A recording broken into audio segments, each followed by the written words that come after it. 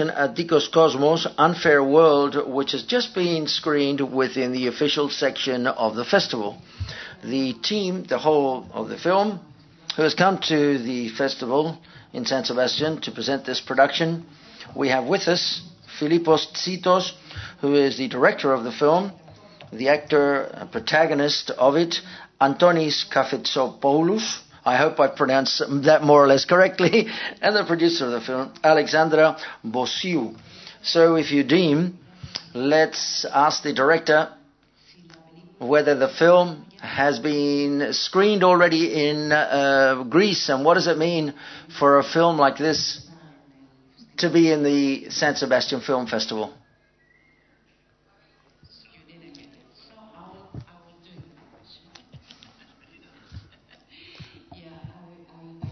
The film has been released in Greece, and if it's how did it go, and what does suppose for your film to be the official section in San Sebastian? The film is just finished. This was the first screening ever, and we are going to show it in Greece in February. And I have to say, I'm very happy that the film has been chosen to premiere here. And as my producer just told me, we had in the film a company called S&S, and she just told me that S&S is the nickname of San Sebastian. So that is very funny. Okay.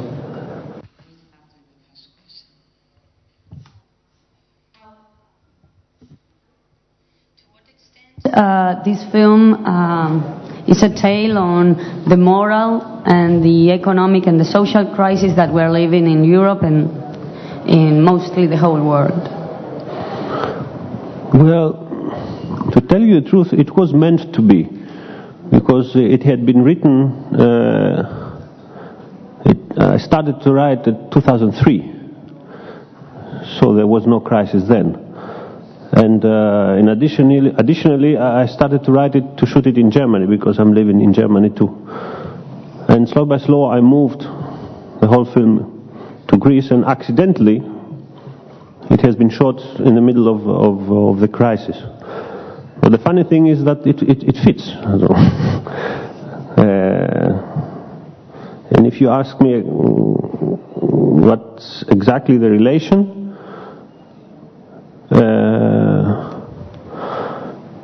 it's about my belief that I believe that there are enough good people everywhere in the society, but they stay silent because all the rest is too loud. And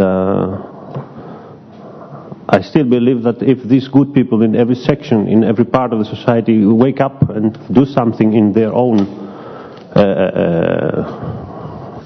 sections of life, there would be a change. For the moment I don't see this, and I feel like the hero at the end who wants to go away to the island and don't talk to anybody. Siguiente pregunta. Next question, please. Next question, please.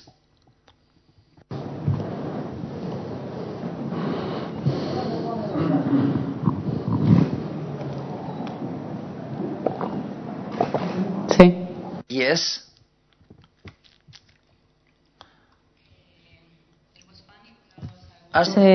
Today interviewing Aki Kaurismäki when before watching your film, and then I went into your film and thought about some quite Kaurismäki characters and the tragicomic sense of it, which is a bit Kaurismäki and a bit also the last Greece movies we've been watching, which are like Canino, or the other one, Police Adjective, which manages also this sort of humor and criticism. I wonder, this influences how you work with them, or if you see them. No, Aki is a good uncle of mine. I'm his nephew from Greece.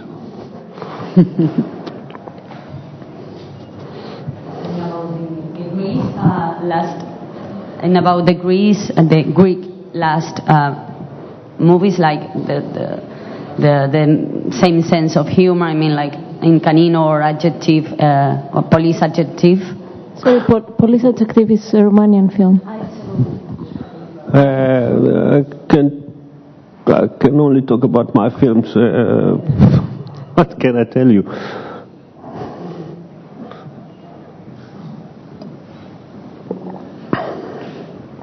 Siguiente pregunta, por favor. Next question, please.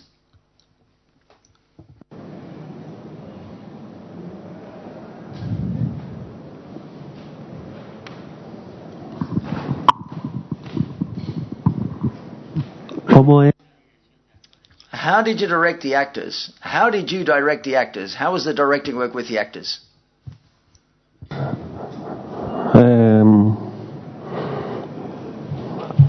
I don't talk too much to the actors. I tell them very few things, and I let them do. And as they are doing, we are looking together for the best interpretation of any role, any part. I don't like to talk much with the actors. Could you please wait a minute? What was your motivation making a film that has to do with the fair and unfair world, let's say? Because, you know, it seems that there is what makes something fair. In the first place, it has to do with the law, the written law. And then we see that the policeman and the other characters, in a way, neglect this written law. And it also seems that their choices in life change because of their beliefs and their personal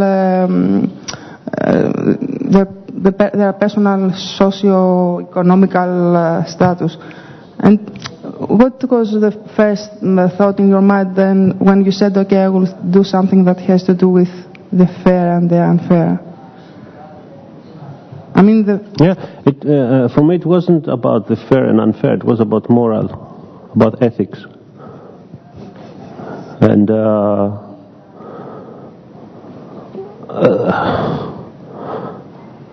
I grew up in the 80s, and since then I realized that the world around me became more and more unethical, and everybody has his good reason to be unethical, money, whatever. And I asked myself, can this be the end? This is the way are going to be for the next years. So out of this question came the story. Because I said it before, I believe there are in a society persons who are moral, who are ethical, but they are lost in this sea of unethical people.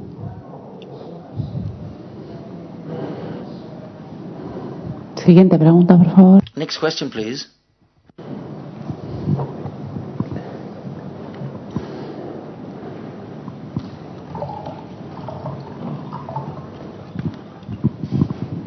I was just wondering if in the final scene where, as you say, there's this picture of the island, if this is just a personal fact, like the author is going, the main character is going back to his native place, or does the island have a specific meaning in the collective psychology of Greece and in the movie or whatever? Well, I know many Greeks who want to retire to an island, no matter how old they are.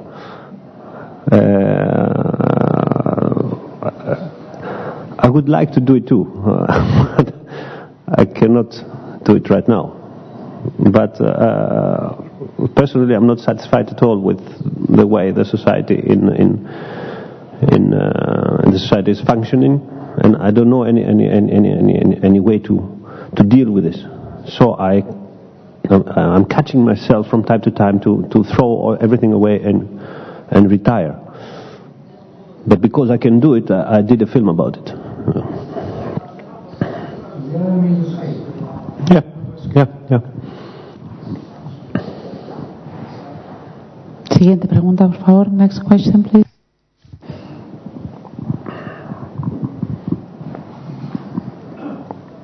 ¿No hay más preguntas? No further questions?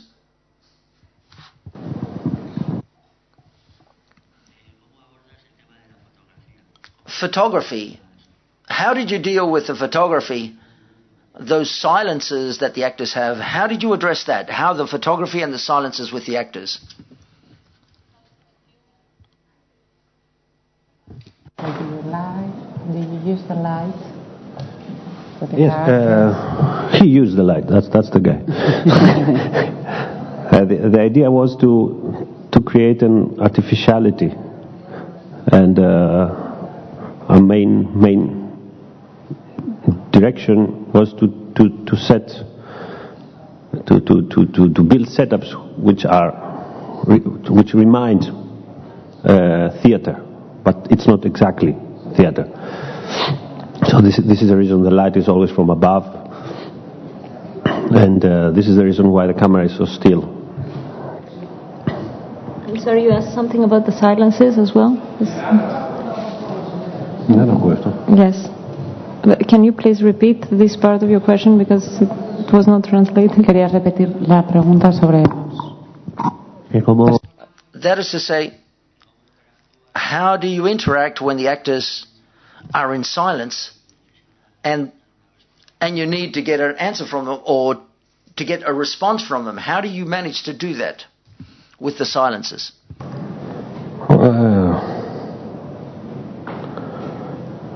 Well, it depends on the story.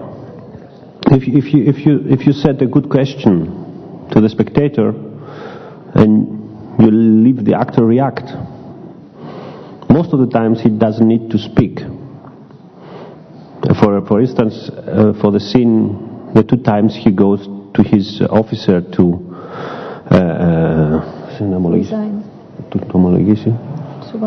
confess. There was dialogue, there was some pieces of dialogue there, but I realized very, very soon that it isn't necessary, because we know what he wants or what he doesn't want, and we can follow him without hearing anything. Let me add something about this. Personally, I believe that you don't have to speak and to articulate your thoughts, your feelings, to be present or to express and build a character. But let me remind you, the impression is that it's a silent film, because in too many scenes we do not talk. But there is one scene that it's probably one of the longest monologues I've seen in the contemporary cinema.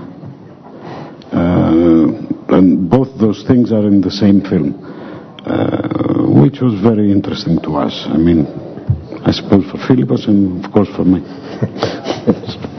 Of course for you and of course for me. ¿Alguna pregunta más? Any further questions?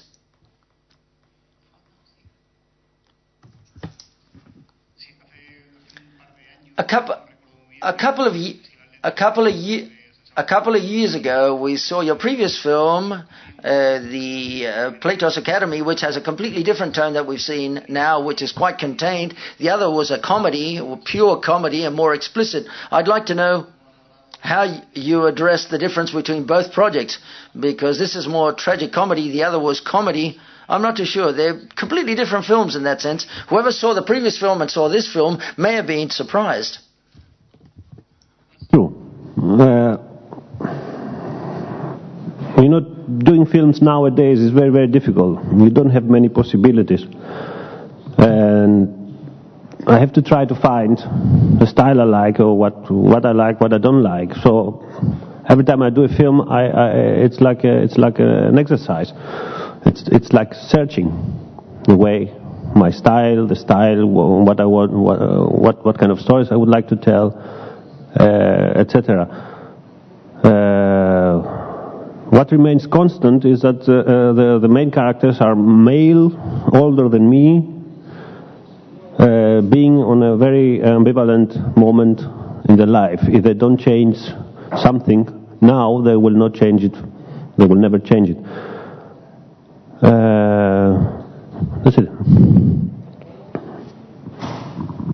Siguiente pregunta. For a musical, you said? A musical. Any further questions?